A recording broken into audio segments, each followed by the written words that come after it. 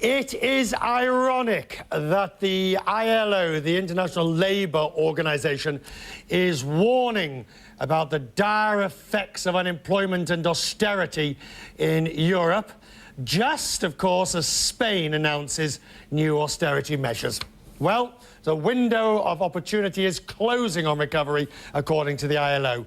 It is warning that without an urgent shift in policy, unemployment crisis will take a serious turn for the worse. This is the report that they are talking about. It says an extra 4.5 million jobs are at risk in the next 4 years in the EuroZone, and the evidence is all pointing to a prolonged labour market recession. It's threatening the stability of the euro itself.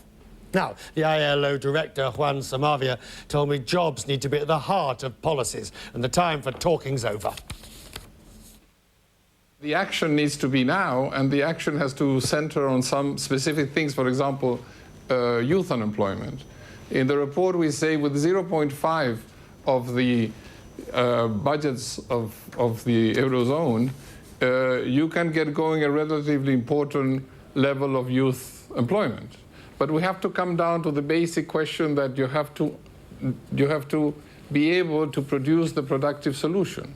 Now, as I say, one thing to do is to have the European Central Bank say, when it lends money to banks, look, a part of it has to go to investment. Do you now believe that there is an entire generation that is resigned to being jobless for a prolonged period of time? I think that you make that point is very well done. I think that the youth are not resigned. And this is a fundamental element that the political leaders have to take into account. Youth are not going to accept that they're put aside, not giving an opportunity, because you have to give confidence to the financial markets.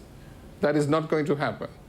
And there's a danger already that the delegitimation of the way financial markets have operated is going to move towards some aspects of business and certainly into governments and into collective decision-making.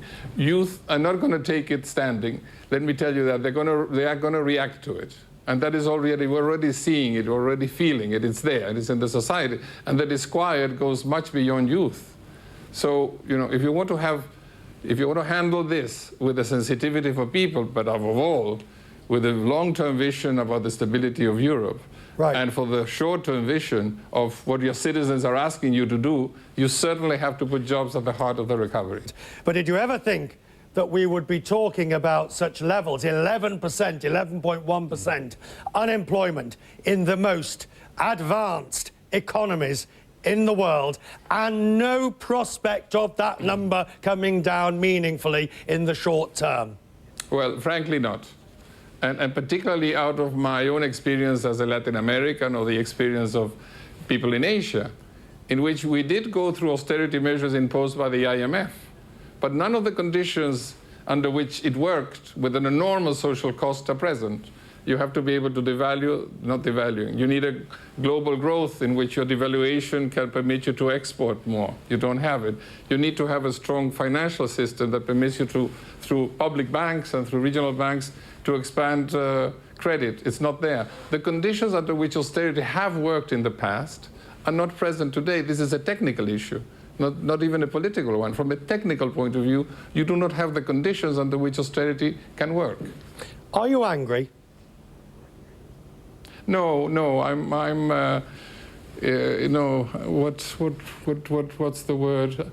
I'm feeling sorry for a Europe that has been able to take such momentous decision, you know, when they created the European Union, and to find it so incapable of taking decisions that are 5% of the political strength and the political will that Europe has had in the past. Seriously big thoughts from Juan Somavia of the ILO.